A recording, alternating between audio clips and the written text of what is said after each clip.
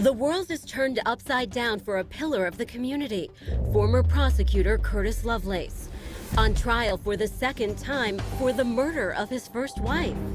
Cory was dead. That's what I saw. He used to make closing arguments before the jury. Now, in a desperate gamble, he takes the stand to convince them of his innocence, or lose it all. When he got called, the courtroom was kind of in shock. I don't think anyone was fully prepared for him to actually end up taking the stand. Beside him, a loyal third wife. I've never once not believed in my husband because I absolutely do know there was no crime. In front of him, a second ex-wife with a serious grudge. The children were called down to stop me from calling the police.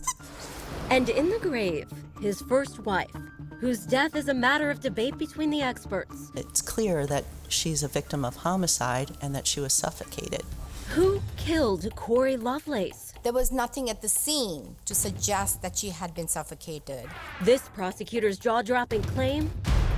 No one did. I think they started to create a crime so that they could arrest someone. Did you kill Cory? And Crime Watch Daily has his first daytime TV interview since the verdict came in. And what was your truth? But first, the story. It begins over a decade ago. It was Valentine's Day, but in the small town of Quincy, Illinois, there would be no romantic breakfast in bed for Curtis and Cory Lovelace. According to Kurt, Cory had been sick for several days with flu-like symptoms. And since it was normally her job to take the three oldest of their 4 children to school, Kurt's morning was spent chasing kids around their cramped 2-story house. It was a Monday morning. Cory came downstairs. They hugged their mother, they said bye to their mother. One of them, Logan Lovelace, said he even told his mom, "Can I stay home and take care of you?" And she said no. After that, Curtis helped his wife upstairs, then rushed the kids off to school. Just the beginning of what would be a very long day. According to Curtis, around 45 minutes later, he raced through his front door and up the stairs for a quick shower before work. And that's when he saw her. Lying in bed, her arms slightly raised, hands bent toward her chest, eyes wide open. Curtis noticed she wasn't moving. He immediately called his boss at work, who was the state's attorney.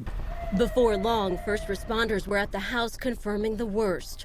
Cory Lovelace was dead. She was only 38. It seemed so sudden, so out of the blue. But was it? When I heard that Cory had died that morning, I was not overly surprised. I was very sad, but I was not surprised.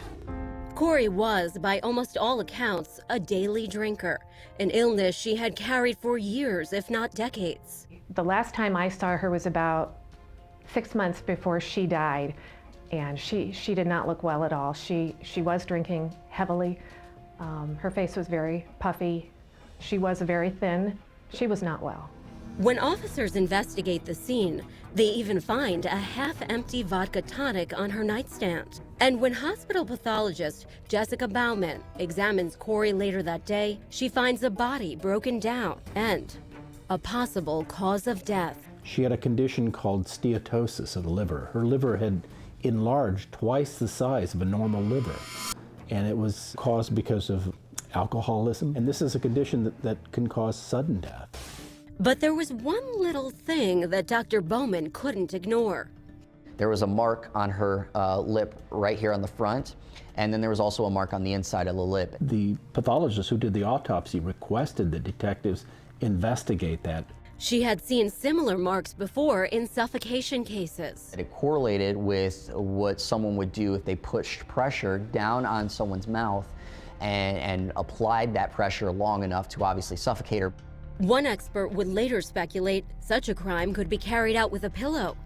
But if that were the case, police should have found blood. And there was none. There was no petechial hemorrhaging, which is common if you have a smothering or suffocation. And so police detectives conducted extensive interviews of Curtis, all 4 children. The oldest daughter described the mother as having fallen over the weekend, which could explain the cut lip. And there was, no foul play suspected. at the end of the investigation. And it was a closed case. Well, not exactly. Though the pathologist was fairly certain that Cory's fatty liver was what killed her, it couldn't be listed as an official cause of death.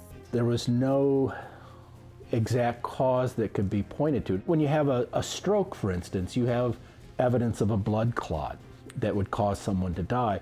With steatosis of the liver, there's no smoking gun. And because of that, Cory Lovelace's death was ruled undetermined.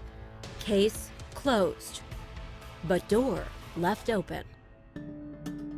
Curtis moves on with his life, a single father raising 4 kids. 2 years after Cory's death, he marries again to a woman named Erica Gomez. But after 6 years together, the couple splits. And later, court testimony paints it as a bitter divorce for Erica. She was very bitter. She was not happy about that. Soon after that, Curtis is reunited with an acquaintance from his past.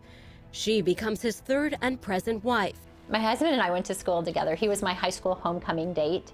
She even adopts his kids. There's a portion of our wedding that we called the family ceremony, and each one of our children stepped into a circle and made a commitment to our family. And finally, life approaches something like normal for Curtis and the family. But remember Cory's autopsy and that open door? It's about to get blown off the hinges. It happens on a day 8 years after Cory's death as Kurt heads out of his office to lunch. Instead, he's met by cops, placed under arrest. When they arrested Kurt, they threw him up against his car, they put handcuffs on him and told him he was being arrested for the first-degree murder of his wife. His first wife, that is, Cory Lovelace. And Christine is reeling, shocked by the news. My response was one of, Cory wasn't murdered. That doesn't make any sense. Next, why did police reopen the file on Cory's death? I was like, my God, what did they have? And the marathon court battles that lead Curtis Lovelace to take the stand in what could be his last stand.